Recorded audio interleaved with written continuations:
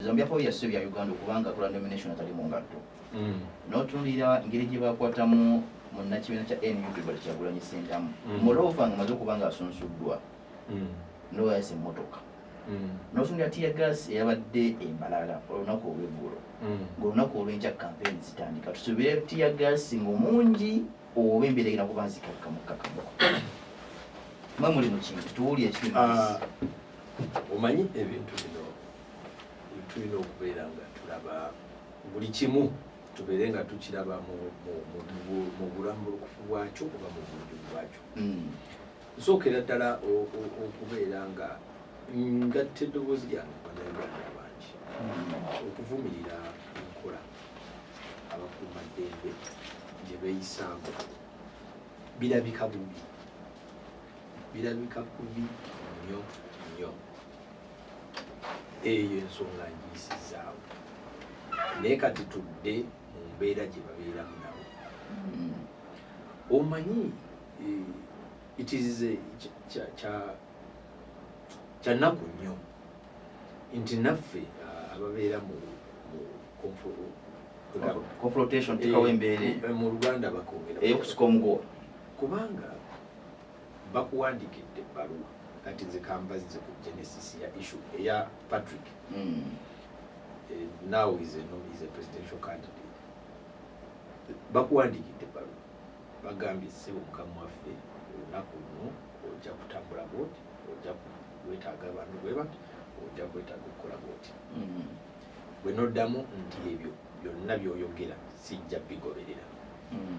Ngaddamu ani? Ngaddamu abamuwandiikidde. Mu buwandiike. Otyo. Oba okay. Nedda si kikakasa ekyobuwandiike naye ku mawulire n'amaloboozi weegali.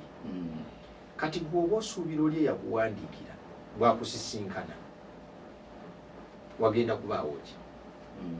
Ate olijjukira y'alina obuyinza.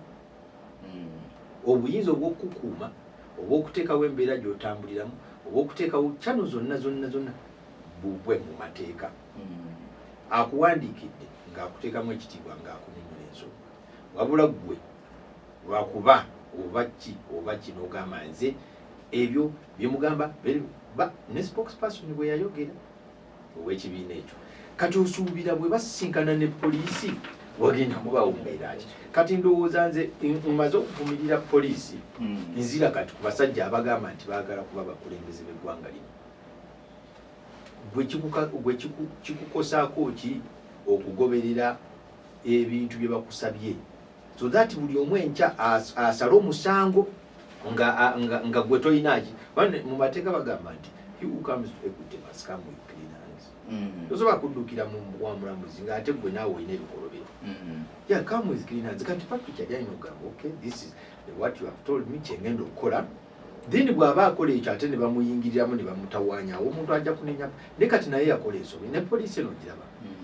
If it says sir you are under arrest ogamba kale I accept under arrest ne bakukwata bulungi oba bakuteekako mpingo oba bakola ki ne bakuteeka mu motoka ne bakutwala. Engatto zo zigenda kuvaamu. Ekkooti egenda kuyulika. Kati azerinda ensi yonna ebeeraba nti bakusibye tewetaaga kulwanira awo n'amagye. Ekisookera ddala togenda basobola. Ekyokubiri bagenda kutwala oba oyagala toyagala. Ku nsonga ya Robert Kyagulanyi Ssentamu era byakwerinda kyali kyetaagisa okwasa endabirwamu. Anti kati nvuddeyo wa Patrick ndowooza ensi etegeera nti kiri kye bakola abapoliisi kirabika bubi era tekisanyusa. Naye nenzizaayo Baden mu bakulembeze baffe nti nabo baleke kuzannyira kamera. Poliisi bwe bakugamba nti sa stop bakunyonnyole lwaki bakustoppinze. Bagamba sir you are under arrest. Comply. Then baloya oba baani bajje babuuze ono mwasibye waki. But if you decide to pray to the garage olwanyisa abasajja 10 ng'okimanyi bulungi togenda basobola. Ne wabula oyagala kukola mawulire bakulabe bakukubye nga tozivuddemu bakuyuziza who gains? Kati yafuna muki? Kati ngenda wa Kyagulanyi. Kyagulanyi you saw for yourself. The man followed the route was given. N'abantu ndowooza ye yali alina abantu bameka mwenda. Naye embeera yagenda ekyuka as they are moving abantu ba bulijjo ne poliisi yaako tusobola gamba nti wali musango yabayita understand gwe bw'oba toyise muntu najja n'akola ekikyamu tekitegeeza nti oyo takoze ekikyamu kwata oli akikoze era bwe kiri era bwe kiri gwe walaba tiyagaasi we yali ajja ekyambugo baagikuba Kyagulanyi baakubanga bali abalemedde mu kkubo abakola effujjo mu kkubo si bwe kiri kakati ne batuuka nomination nezitambula bulungi kati am not privy simanyi kiki kye baabagamba kubanga ffe banamawulire ffenna mwenna naffe abalaba ku TV tetumanyi kiki ekya informing action eyo naye kyemmanyi emmotoka baagiyimiriza ne bamugamba sebo ba mu motoka ogenda kutambulira bwenu nsonga ki nnyo ng'olinga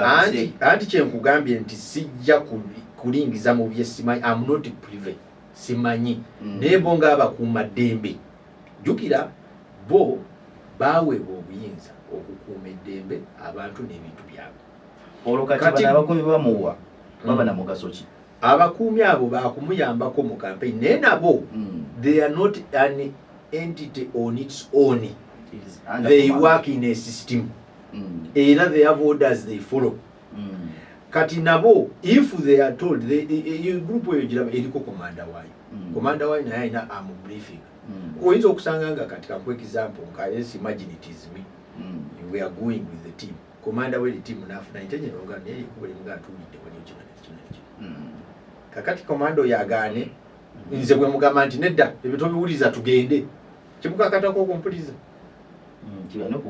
nze gwakuuma ng'ate oli amukulira amugambye amuwadde intelligence nti gye mulaga wabi awuliriza nze oba awuliriza boosi we nga wabi mu ngeri etya kubanga gavumenti ya NRM egamba mu Uganda ya security eri ggulu my brother security gwotegeera ki masasi gokka kitawanya security ebintu bingi nze kugambye nti ekizibu kye twesanzeemu leero nga tudiscussinga topic eno tetumanyi kiki ekya informing action eyo naye abakuuma ddembe bamanyi ate kati mwe ekibi kyakyo kyemulaba kyali kyakwasa mmotoka kyakukwata musajja bubi nange nkiraba kyali kibi bw'otunuulira eggwanga Uganda twetaaga abalambuzi okujja mu ggwanga Uganda ekifaananyi kitulaga ng'ebitongole ebikuuma ddembe bikola kyamannyo okusindika sigino kubandize mu Uganda ne bamusiga nsimbi ako kaba kajjanja waliwo kyabulambuzi kyawo ekyambuga anti embeera eri mu ggwanga ebeera bwetyo embeera nnungi nnyo that was just a skirmish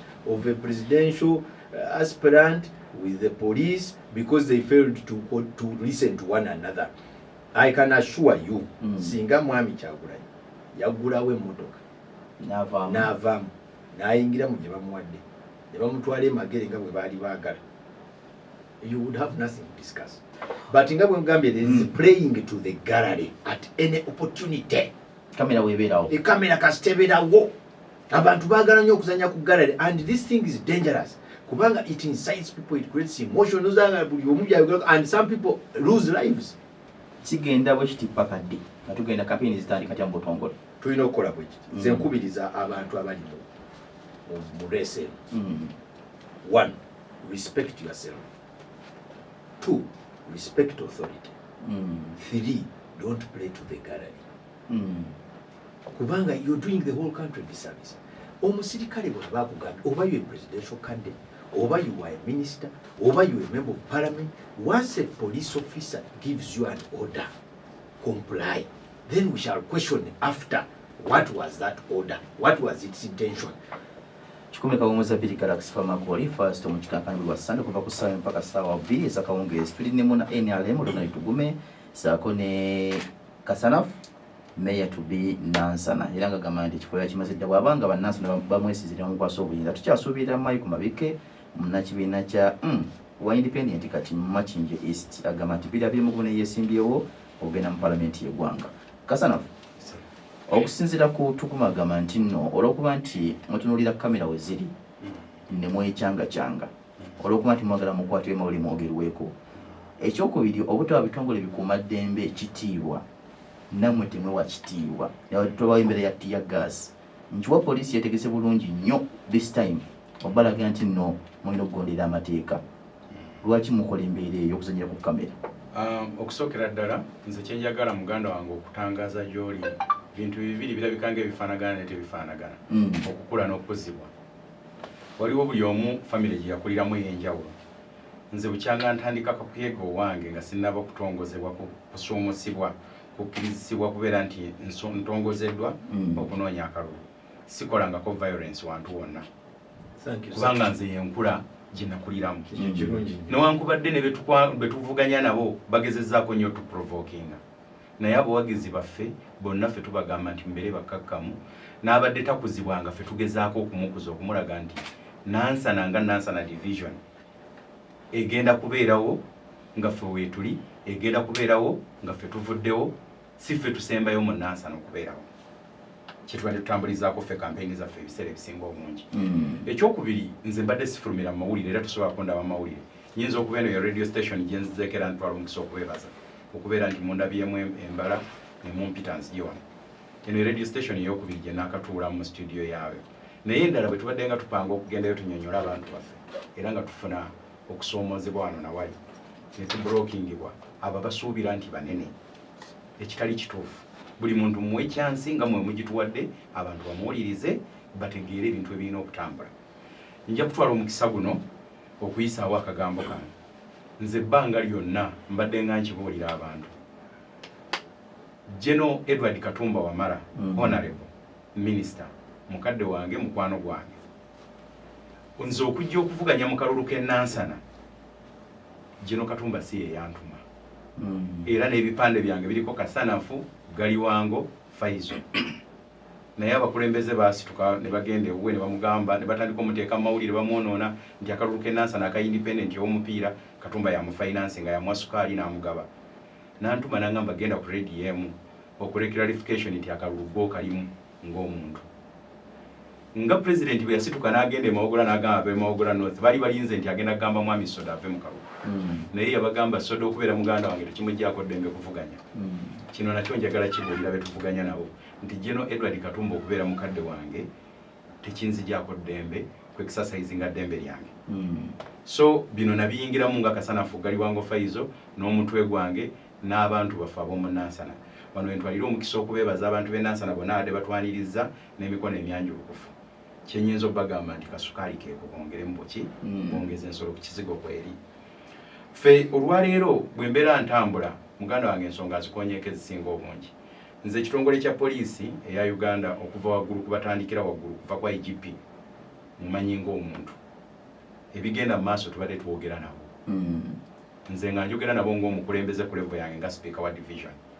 Nayogera nabo ne mbabuuza bwe twakola nomination ffe twali mu nomination abantu abalala babakkiriza okukola procession bwe nali ngenda okutambula ne baŋŋamba ddeeka era naddaka. Ensonga lwaki tewandaba muki mu mawulire nti obanwanaganye nabo. Kiki muganda wange kyadde agamba nti omukuumaddembe wagga agenda wano gwe genda omuswaze byabadde planning nga biba bikoze eki bifudde. Okumukwata amatayi n'okulwanagana naye tolina kyosobola kukola ki kujjamu. So nze ebiseera ebisinga nsuubira nti guno omuzannyo gwe tulimu tulina okuvaamu nga tewaliwo alina kinuubule. Singa poliisi egamba nti ddeeka leero n'enkya ddeeka amamu okugondera amateeka abantu bono basinkana ddi? Kakati poliisi tesobola kuŋŋamba nti ddeeka olwaleero n'enkya nga teŋŋambira mu mateeka n'enzikiriza. Era mbalaga nti etteeka ligamba kino ate mwe muŋŋamba kino. Kuba ne Paul bwe baŋŋamba nti ddeeka ku nomination enkeera nakeera wa DPC. Ne mubuuza lwaki kino kyabaddewo ku balala ate ku nze ne kitabaawo. Nannyonnyola ensonga ze yannyonnyola ne mmanya nti naye kitonde nga nze alina okunafuwa kwe yafuna n'okutendewalirwa. Naye ne tukkaanya naye ne mugamba ekintu kimwe era bulijjo mbadde nkigamba nabyabufuzi nti buli kasolo kalina akasolo akakalya. Kiddemu? Buli kasolo kalina akasolo akakalya. Kituufu. Kapa erya mmere. Ne mugamba nti onooteekawo embeera ey'okutulugunya abantu abalala. Bano ne babeera ku minzaani nga babawanise walala. N'abalala ng'obatadde walala. Nja kwanukula mu ddoboozi lyensuubira. Kubanga bwe mbeera nga gw'osobola okuteekawo eyo embeera gwaki osuubira nti nze sobola giteekawo. Tugumi. Munnakibiina kya LRM kasolo ki akaliyo nga wasobola okukalya? Kubanga buli kasolo kalina akasolo akakola ki? Akakalya. Mwe mu NRM kasolo ki akasobola okubalya? omanyi nze mbeera buli kaseera mbeera ndi mu debates ne ba colleagues ne bani naye nze ekintu kyenjagala abantu bategeere there is what they call the power of incumbency. Tusobola jiddu. It is very illusional. Omuntu obeera olota bulosi okulowooza nti osobola okubeera ku same playing level n'omuntu gwe bayita incumbent. Impossible. Abako upper hand. Kebe America eyo Trump abadde alina byayogera oli omwami byatasobola kwogera. Abadde alina egume oli lyatasobola kukola kikulaga. The power of incumbency. Ate abantu bayiga okukikiriza nti in politics it is a game like a football match, like a sprint. Buli omu akozesa kyasobola okuwininga the race. Kati bw'obanga you are going into a competition with NRM, you must put into account oyina okubeera ng'okibala nti NRM yekola ki yeri mu government. Bw'oba tokibala nga gwolowooza nti tekiriiwo oba weerimba, era it is ekintu kyogenda okusookera ddala okufeesinga nti owa NRM ye bw'aba ayita wali n'asanga omupoliisi naawe wa DP oba wa FDC tojja kuyitawo bwotyo. Sigamba nti lwakuba nti bapoliisi tebali fair oba it is just natural. Bantu bayiga okukikkiriza ekintu ekyo. Kikumi nga ngenda okuwumulamu omuntu ayawula ddi NRM ne government byanjawulo nnyo. For example, police is police, NRM is NRM. Lwakuba the challenge is that the government which is responsible for the management and the running of ebitongole bino ebya government banna NRM. So kati kabeera ka thin line kagundi kabeera katono nnyo ka difference akabaawula kubanga kati ojja kusanga nga minister wa internal affairs atwala ekitongole kya police wa NRM. Kikumi kawumusa Billy Galaxy Fama nga ngenda kukola ku nsimbi katono nnyo negatiddwako mu Namakindye East MP2B Michael Mabike kasooka wabuzeewo katono ngende nkole ku nsimbi atoka akomewo tutandikira awo. Mukama wange nsanyusa okulaba. Omugala Steve nsanyusa nnyo okubeera ku Radio Galaxy ey'abazinyi tufunye ng'ombe empya buli kasolo kalina kasolo akakalya tuvumbudde ng'ombe nga nnungi. Abaana nga bawuliriza ba radio muli mutya mwebale kubeera ku Radio Galaxy. Okusika omukuba okulungi bannabyabufuzi n'okusinga ddala kuluvuganya tukozesa example oba kesitati yaffe yabaddewo ku Monday nomination za president ne ku Lwokubiri ssaako ne tiyagasi yayabiddwako mu kibuga ky'Embalala olunaku olw'eggulo nga bannakina kya NUP batongoza manifesto yaabwe ng'enkya campaign zitandika mu butongoleza ba MPs ne za presidential. Okusika tiyagasi okuba ntalabika nnyo tuyinza kukirwanyisa tutya n'okuba nga temukwatibwa kizibu tandikira awo tulabe. Songesooka nti twagala okuvumirira nesekuvumirira yenna ebikolwa ebyo ebyefujjo ebikolebwa ebitongole ebikumaddembe ku bannayuganda mu nsi ezikuze tebagumikiza bintu bifaananaku bwe bityo. Obuzibu buli luddawa. Obuzibu obusooka buva mu constitution y'eggwanga. Constitution y'eggwanga yakakyusibwa emirundi ebiri kati naye bwe twali tuva mu movement system oba one party state mu 205 tetwakyusa kawaayiro 6 paka 67. Waayiro bwe bulungamya butya electoral commission akakiiko ebyokulonda bekatambuza emirimu gyako. Ensonga esooka nti electoral commission gyetulina si ya bibiina bya bufuzi bingi. Electoral commission gyetulina ya one party state.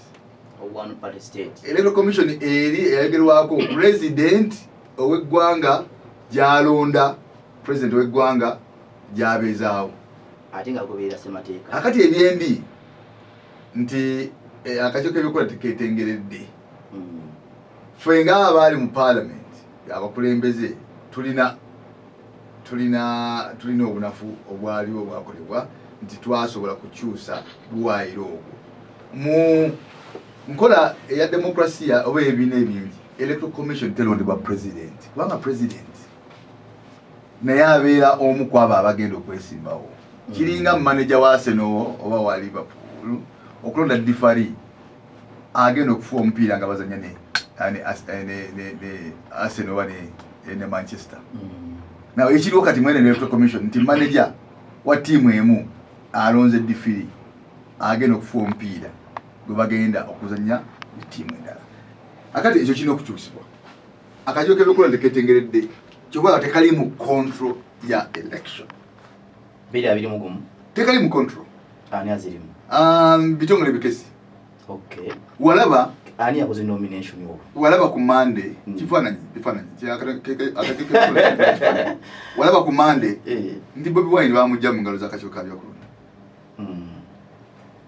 waliwo ekigambo kye tuyita prestings kalinga parliament bojabe parliament eyinza okubawo negana netula ekkulu naye parliament wetudde that whole area ziba prestings ziba declared prestings za parliament akati electoral commission yavudde wali negana nominating na wa ekyambogo Chambogo wona area zabade prestings za electoral commission era yo bakomesa ya kote kusala kuyingira naye kyewunyisa nti kandi tomu yajidemu itazisokula that's my first time ever to see this kandi tomu yajidemu socks tana nangato omala bamujje mikono je electoral commission within the prestings of the electoral commission ekikola kati nti at the end of the day kino kifananyi omuntu asalawo police na bitongole bikesi kakati akakiiko k'ebyokulonda bwe kaba nga teketengeredde naye ng'ate constitution ekawa obuyinza okulungamya ebyokulonda n'okubeera nga kekabiri mu mitambo mu buli kimu ogenda kwogera kulaba oki buvuyo buno ebitongole bikesi ne amagye ne police biri mu control ekirala kinyala okugamba constitution y'eggwanga egamba nti ebitongole bino tebinakuba nakyekubya nabyo binakuba by'abantu bonna naye olaba nti obuzibu bwave ddala mu kamyufu ka NRM omanyi amazima galina okwogerebwa NRM bali wano emyaka 35 NRM bwefuna ekifuba buli kibiina kinyiza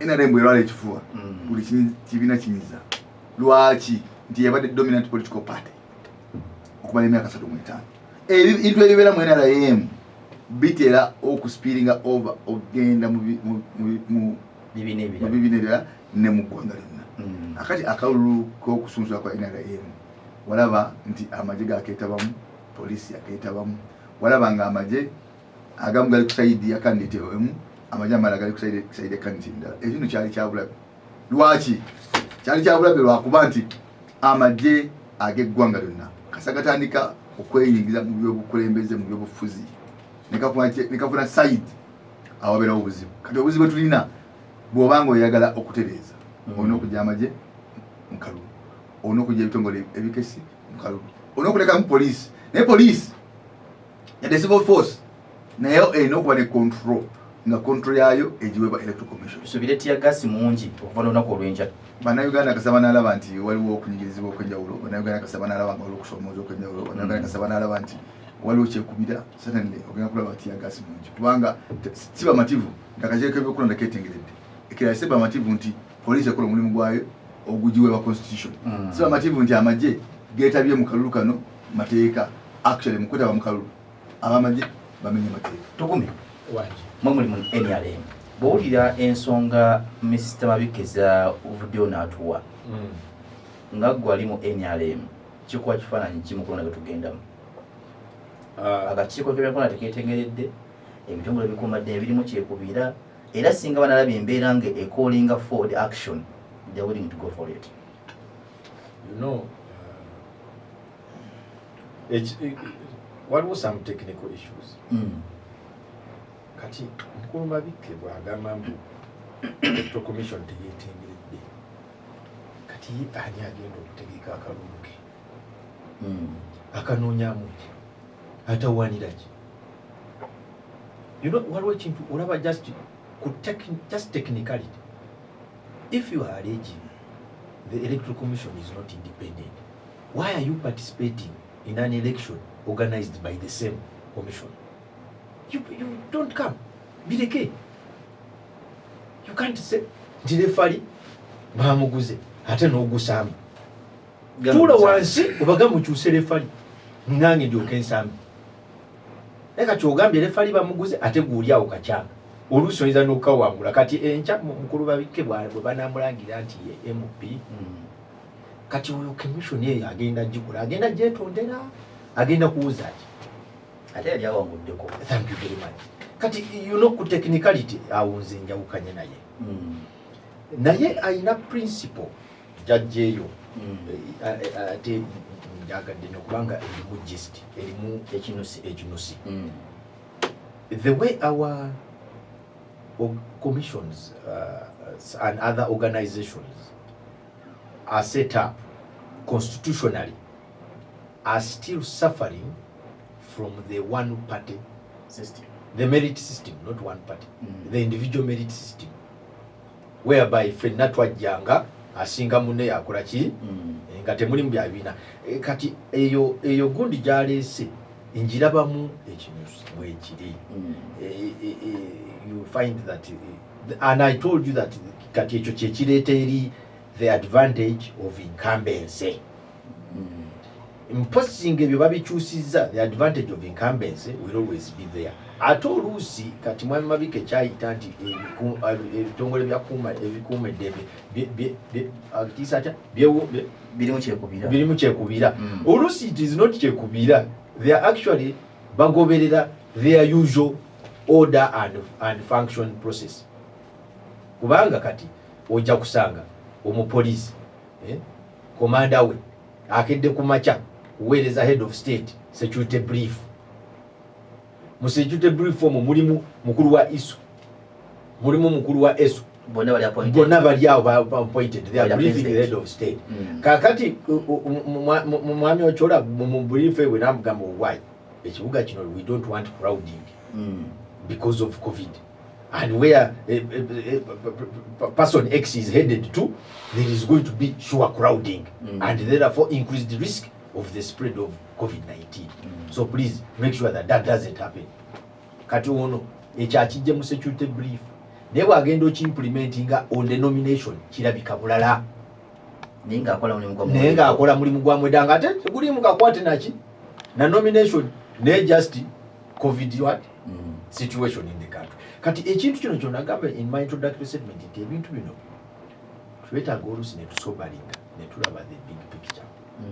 Naye bw'onobeera nga gwe just gundi baayasize endabirwamuye olowooza omupoliisi asanyuka nnyo okukwata wiruspana ayase ekirawuli kya Bobrisa takyagala era kirabika bubi era naye kimuluma naye embeera waliwo embeera emutuusa ku ekyo nti n'oli naye gwe bagamba naye yalidde obuwuka agambye siggulawo sebirawuli sibisa Kasana ogenda mu kalulu kano era okabaddemukko ng'olondebwa akakiiko by'okulonda ku sayidi yo keetengeredde yewe kaba nga tekeetengeredde nga muna Ellen Wabuza Tugume lwaki mugenda mu kulonda?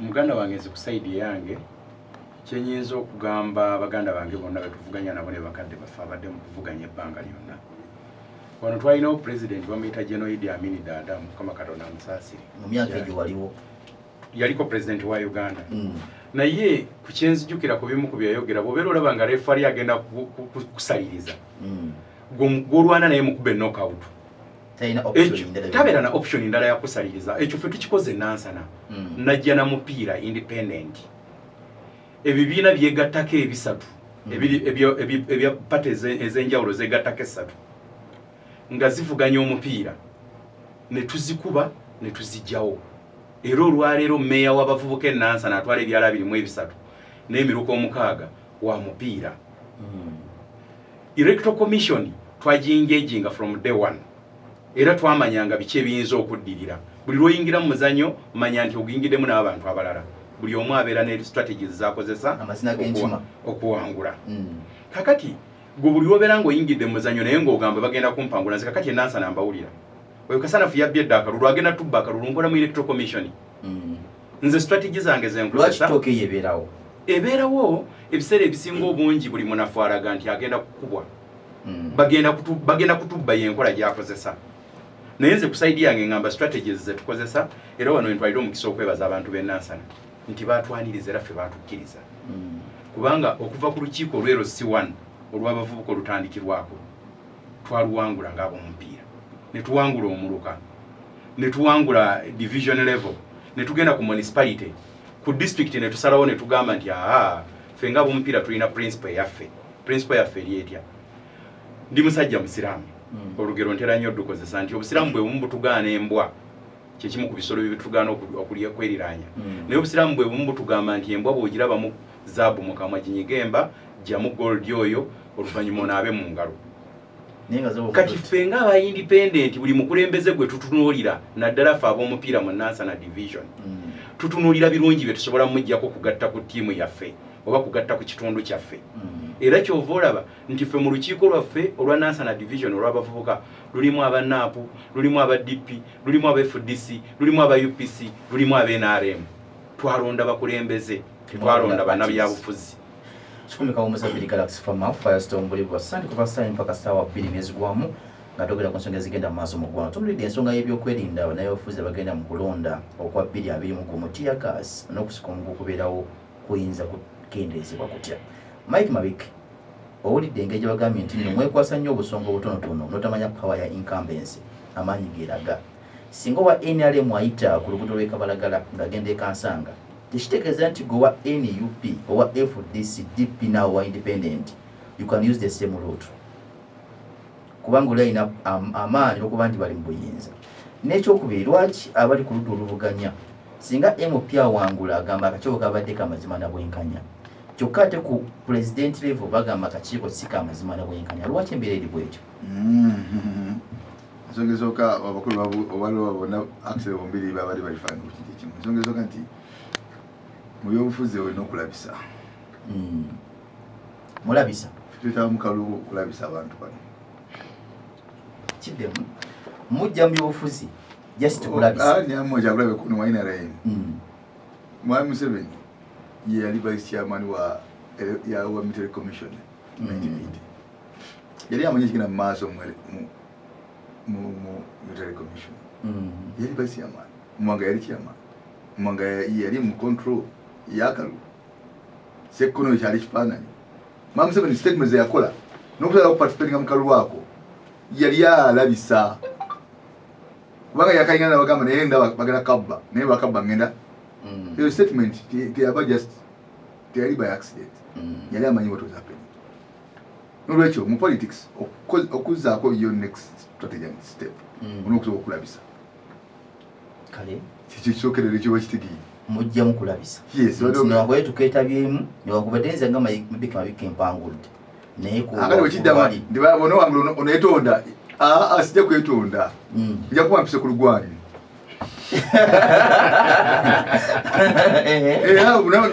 bwolwowulira oposita awangudde abayisa ku lugwanyu togera byebyo ate wali kwetonda because amazima geego era bano sebo nga ono wagambye omukulu nti akalu kaba kangi nnyo you do the mobilization akalu kaba kangi nnyo kyoli abatatasobola kakwatako abayita mu opposition mu mbeera bonna bayita ku lugwanyu nolwekyo tetujja kwetonda n'aba mpiseemu ngenda wengenda okukola sijja kwetonda electoral commission kubanga ngenda kuba nga mpise kuki ku lugwanyu ekyo kimanyi bulungi obuli bwonna bwe mbaddemu tubujja mmanyi gampisi aketwale mu kalu kaluwa mumimanyi ekyaliwo wadu yakawangula twena tulina mukomera ne candidate naffe fenna nga twena tuli mukomera okukuba kukola ki kuyita ku lugwanyu twali mu kalu ka Asumani basalirwa ebugiri yayita ku lugwanyu twali mu kalu ka Mwiru ejjinja lugwanyu ate Kyaddondo East ku lugwanyu of course naye kubanga kali kangi nnyo bagezaako they tried everything bagezaako okukola naye nga tekikyasoboka kudda mabega nolwekyo nolwekyo ekyewunyisa ebintu byonna byo associating Arua Bugiri Jinja ekyo si kitongole kya electoral commission ekyali kibatuusaako byonna byoyagala okugwira abantu bimanyi bagenda ne batabulini poliisi ekutte candidate babyaccountingira ku commission teyaliyo commission yo yali erinze musuule obululu bwammwe ebubale ebyali bibeerawo mu campaign na biki very clear mugwana wange very clear era mbaneja kujja ku nsonga gye mubadde mwogereko ya power of incumbency kasita akalulu kalangibwa kasita abacandidates baba nominated Yoweri Kaguta Museveni alina kuba naku equal footing ne bakandidate banne emotoka zimujibokeze ebyokwerinda ekyemotoka kyomuteeka kiri very clear nti ekyo privilege asigala nayo lwaji asigala nayo asigala nayo kubanga ekifo kya president kijja n'ebyakyo kijja ne privilege zaakyo kijja ne immunity zaakyo kijja ne security yaakyo asigala n'emmotoka ezo naye in real sense aba candidate nga Kyagulanyi nga Mao nga abasigadde awo nga sinavaawo President Museveni yalina omukyajja ku Mande wetwogerera ye ne banne bagenda mu campaign bonna bali ku same level naye ye alinamu ekyenjawulo nti security ya Gina asobola okulinnya ennyonyi ye era byasigaza nga president n'okwogerako eri eggwanga nga president oyagala bamuggyeko biki osigala nga muli ku same level ne bana kyetulina okukola ku nsonga eno kati foresi njako kyakulabako kiri very obvious electoral commission yagamba tewali procession abawagizi musigalewa waka president yagena abawagizi nga bonna bambadde yeru nga tewali anaabafaako ne polisi yatunulangeri ne bayitawo nono nzira yaliyo muganda wa oli okolayo ki electoral commission yagamba togenda Kyagulanyi najja n'ababe ne bakuba ekyo tugamba Mwami Museveni tetwamugana convoy ye atamanye ne convoy ye atamanye security ye he's the president naye electoral commission egambe tojja n'abawagizi ono yali akima ekyambuko okay so ekyo tugamba nti eyo field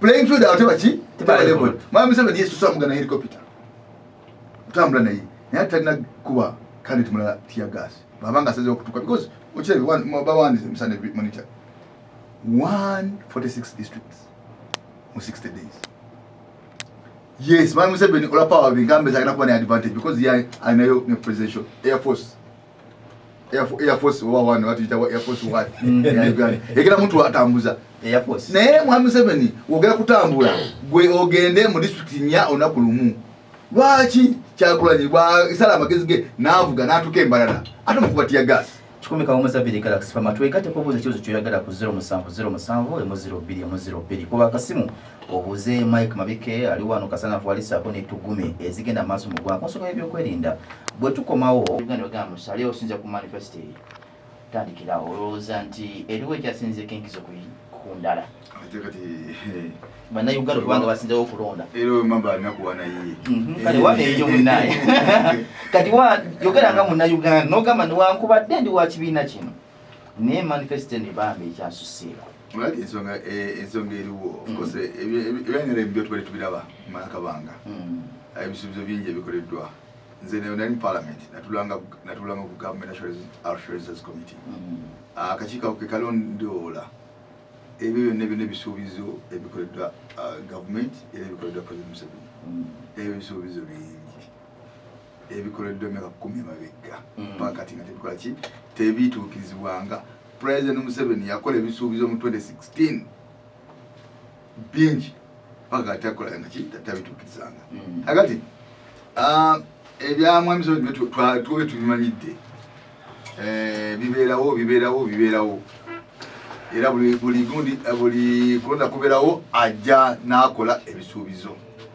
kati bwetunulira manifesto yaffe tutunuulidde eggwanga nga bwe liri ne tukola ebisuubizo ebisuubizo byetukoze omuzungu yabirise realistic biri bisobola okutuukirizibwa for instance manifesto yaffe tugambye nti bwe banagala batulonda kuba president poliisi maje ne civil servants minimum salary yabo ijja kuba million emu akadde kamu batugambye muzazijjawa tugambye nti musimbi ogudibwa umusimbi ogwononebwa ogudiibuludibwa ezo sente bweziri mu Uganda tugambye manifesto yaffe nti for the first time tugenda kuleeta ekigambo kyebata housing free housing bannayuganda bagenda kufuna amayumba ag'obwereere Nyamoja wa sente ezo. Sente weziri. Hakati weewunye mwami Kagame abadeko myaka 16. Akoze free house. Mwami Uhuru abadeko myaka 8 yakazimba ennyumba emitwalo 5. You assume the family ebana abantu 7. Bwozimba ennyumba emitwalo 5 oba osotinze abantu abantu milioni 3 kitundu. It is very possible. Lwaki? Mu Uganda tudibula sene nyingi nnyo. Yako chakulaba kichive very clear. Nakola lero mbadde eri na muwongo n'ekisugu. Bana problem yamazi. Buli enkola letonya omwalo gwe bayita nakibo kyano ku flooding. Nagenda last week netunulira. KCCA yetaga milioni $7 $70 million. Okutereza omwalo ogwo. Naye omwalo ogwo guva na Tete. Ne gujja na Lukolongo. Ne gujja ne gutambula bwe gutyo. Paka. Na yeno na muwongo. Twetaga milioni $7 okutereza nokola channels, drainage channels eziguyingiza. 170. Government kyeswa kitunulira. Kichi yatunulide. Mukibire mabeka yatunulide ngudo Kongo. Sele ko senemeka 1 trillion. Akatabalika kati. Kalamba. Abantu abasula along that channel yetaga just okuterezebwa. Bali about 1 million. Betaga milioni $7. The $1 million, the billion za Uganda nga kusaba milioni ena nga 228. Nechi kyakoze yageze nezimbe ngudo Kongo. Ajina niye Kongo siyafi. Ajina y'abazungu Kongo. Bali wana Uganda ekintu betaga kutereza kino omwala ko basula. Government says so prioritization mu Uganda yebulamu. Jemwale singo mu ngaso. Prioritization prioritizing take a priority. No gamba nti kino tukireke tukole kino tukireke sente zibawo. Naye olw'embeera ze compliances omuzungu akira compliances tegenda gamba tebadeko banga dene nnyo tekyafaayo. Tukola bantu bingi nnyo byesaka amaaso. Yes, ega ku security ya Uganda. Naye ne Libya wali security. Zinagenda nge Tripoli. Nagenda Tripoli minodi ekyo ebiri. Tripoli best city in Africa, very clean. Amayumba gali gabwere. Amazi bwerere. Musanyalaze bwerere. Malwaliro bwerere. Kusoma bwerere. Emotoka ngoyingira as long as you have national identification ya Libya ngoyingira muka showroom nofumane motoka. Musasula myaka joyagala. It was nice. Nono kwate bakola basics. Ekintu wekyajjanga kicrumbling bwekyayabika eggwanga neligwawo. Kakati mwami Museveni ne banawandika manifesto 10 nga tasinze ensonga emu mu Uganda ate gye yagamba ddala yakusootinga bino ebisuubizo temuli makulu. Mukulu Kasanafu Mayor to be bw'otunuulira ebimanifesto ebbiri ezakasomwako sofa gwenga ow'Emanansana abantu bali badde batunulidde ani ssaawa zino ku manifesto ebbiri. Muganda wange nafunye omukisa nti mu studio mulimu wanaapu ne mubeeramu n'owenRM. Nze manifesto olwaliro gye nsinga okutegeera y'abantu b'Enansana era bulijjo mbagamba nti mugenda kulonda president, mugenda kulonda MP, mugenda kulonda chairman wa district, mugenda kulonda mayor municipality, naye mu ab'Nansana division omuntu gwe mwetaaga ye mayor wa Nansana division atandikirwako okumanya oluguudo, okutegeera ennyenye ennyo n'okubimanya. Nsinze nnyo okutegeera obulwadde bw'Enansana division. Obwa Nansana division emaliriza okubutegeera nja kuba n'omukisa ogutegeera ebintu ebigenda mu maaso waggulu. Era kyova olabanga ffe twagezezzaako okusembeza ebintu ebyo bikwata abantu baffe abawansi balina okutambulirako be tuyita abantu bawansi. Oluusi nkise sitera kukkiriza kugamba nti omuntu ekimufuula omuntu wa wansi nzikirizayo ntegeerayo n'embeera gy'obeera okkiriza okutwalamu ebintu. Naye ffenna Katonda yatutonda ng'oba oliawo tulina ekyenjawulo kyetusobola okukozesa okukyusa obulamu bw'abantu baffe. Nze natunuulidde ne ngamba akati ewaffe ng'Enansana njogera ku manifesto ey'omupiira mu Nansana. Ffe priority yaffe eri ku nguudo, yes zikoleddwa, naye ekibulamu kiki? Enguudo zaffe ze tulina zitandikirako nga Nansana division ze tulina okulima, ze tulina gye bayita right grading, gye bayita opening, tetulinaako stone pitching, tulina okukola emyala. Ezo enguudo tuzirabe nga zikola ki? Nga buli omu asobola ozeeyagaliramu. Ne tutunulira ebyobulamu. Health Center 2 Health Center 3 gye ziri ewaffe naye biki ebibulamu ebyo bye twagala okukwataganya okulaba nga tubitwala mu maaso bwe tutunuulira ebyenjigiriza education bwe tutunuulira ebyenjigiriza amasomero gye gali aga gavumenti naye gakoze kye gagwanira okukola bwe kibeera kibulamu bwe tubeera tuzze mu bukulembeze ebyo byemu bwe tutunuulira bye twagala okuteeka mu nkola buli omu abeere nga yeeyagala bwe tutunuulira ebyemizannyo ebisaawe byonna ne biri mu Nansana byafuuka bigudu muyitamu bantu muyitamu emmotoka muyitamu biki twagala tukwatagana ne ba stakeholders mu Nansana division buli omu mu sekita ye tulabe nga tusobola okutereeza embeera eyo ebisaawe byaffe tubizimbeko bulungi tubiwe omuddo naffe tubeere nga tulina kituleseewo mu kitundu kyaffe obutale twalina nja kuleeta ekyokulabirako nze mbadde mpisa council resolutions ezisinga omungi zibadde zeetooloolera ku nze nja kuleetera abantu b'e Nansana bamanyi ennaweeru ku kikuba ekiserengeta ennaweeru okuva e Nansana wabaddewo abantu baffe abadde bakolera ku kkuba awo abantu abo emabegako eyo waliwo n'omu gwe battirawo aba enforcement bamukuba n'afa mu mirembe giri emirala naye ffe bwe twajja baatugamba nti nga nakajja mu kanso nti abantu baveewo ne mbagamba abantu tebagenda kuvaawo nga tetufunye solution baddawa ne tufuna omu ku investors mu kitundu kyaffe mwami batume n'azimba akatale awo ne tutugira abantu baffe ne tubakyusa ne tubazza muli naye mu lunaku lw'okubakyusa saaliwo waliwo abali bazanyirayo ebyobufuzi naye olwaleero nkakasa akatale ke balimu tolina gweosobola kufuluma kati ebyo twagala tuteekawo obutale obw'enjawulo mu Nansana nga Nansana division abantu b'emiruka gino Kazo Nabweru North ne Nabweru South Ochenge 780 Nansana East ne West bonna bwe tubeera tubatunuulira ffe tubatunuulira nti be bantu abalina okubeera ne stake y'amaanyi mu kitundu ekyo kale 12 Galaxy Campfire Somokwoli muna kino ate tujja kuba tugenda wano ekitaabadde muya muganda waffe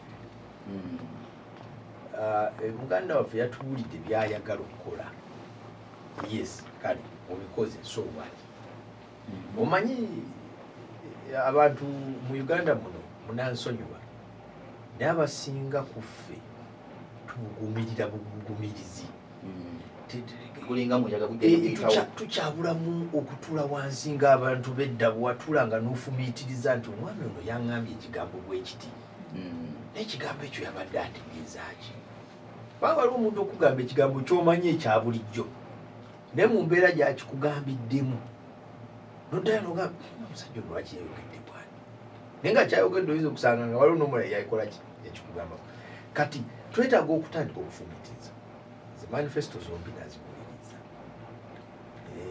ey'omukulembeze yalimu tuli wano kino gyekiddako kino tuli wano kino kyetwagala okuzzaako tusobole okufuna kino ate eya muganda wange atandika butandisa ayagala soka yiwe ebyamu yemuno sebo ku kifo ky'omukulembeze w'eggwanga tekuliiko okutandika butandisi olina okujja nga kyoyagala okimanya ate ng'osobola okikola temuli kugezesa lino ggwanga ddamba tewali myaka gya kugezesa ensi zigenda Tanzania juzi mu covid bagirangirira bidoyinga mukanda ali bwe ng'otandika tugenda kugezesa kabu jangu yali wano ojjuka namubuuza obubuuzo New Uganda naye nga ne New Uganda tebamanyi tebalisakinze wabula babuuka eri ne batandika okwogera ebigambo ebinene ebitali tebalina besi yonna kwe banyonga kati kakuwegezamu lowest paid security officer 1 million abamanyi bali bameka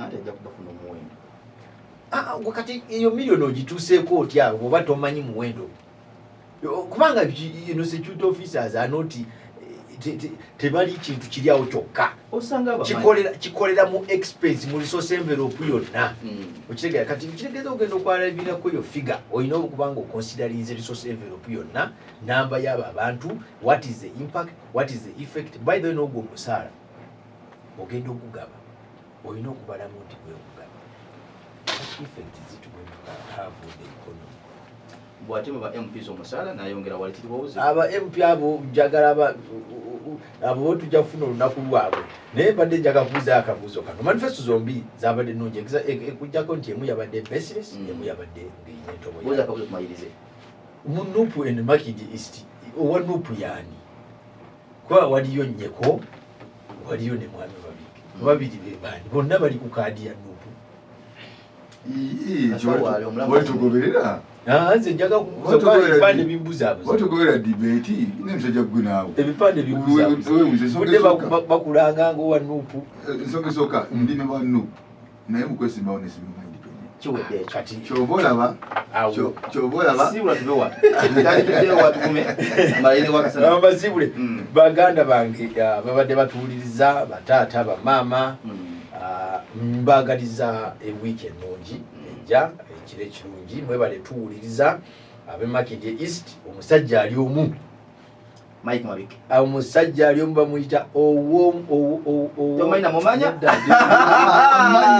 amumanyi kale mwogere mwogere Michael Mabike gabadagamba obusinje Elijah omujjukidde omuno mukabi obusinje Elijah Makindye West tuyinayo Achilles Lubega bakansala tunayo Bate Fred bonna abo ba NRM muna NUP eyazinga independent si wakibewa akabaniro akange radio nze radio ya Makindye East constituency nze radio yawo tusakwegera nze radio y'abanyigirizibwa nze radio yabo bonna abetaaga okusitulwa era njagala okakasa banna Makindye East constituency nti tutambula bulungi nnyo olunaku olw'enkya tugenda kutandika ne kampeyini zaffe tubadde tutambula bulungi nnyo mutwaniriza nnyo munjogera tuli kungulu kyetulina okukola tuli kungulu bwento ono waliwo amanya gayogere gesiwunyangako kisana kusaba ku ground wakolewa campaign naabo naye se banange temwerabira nti akalulu Makindye East constituency ka Michael Mabike eseni kati kanfundikire n'omupiira okuva inansana meya tubi kasanafu tumalirize endowooza sebo ntwala omukisa guno okwebaza kunkyazaako mu studio Honorable Mabike bwembulidde nga wa testimony nti zezimu tukyasinze mu Kampala webale nnyo webalire ddala ntwala omukisa okwebaza abantu baffe mwenna mbadde mbalaba mwebale kuwa obuwagizi bwe muze mutuwa abantu b'Enansana era naffe tubasuubiza nti tetujja kujja okwo era tetujja kubeera mu neeyisa nkyamu tujja kukkiriza okubaweereza n'obwenkanya n'amazima nja kwebaza abantu b'emiruka gino gyonna Okyenge 780 nja kwebaza mu Nansana East Nansana West Kazo Wadi Nabweru North Nabweru South mwena nja kubeebaza nti mwebale nnyo obuwagizi bwe mutuwadde ekyamazima ensolo ku kizigo kweri naye tetusobola kuggusa nze omulimu gwange nga bwe nabagambye nagukola mubadde mubulamu ekintu kimu omuzungu kyagamba nti ekibadde kibulamu ekintu kimu nga kibulamu mmwe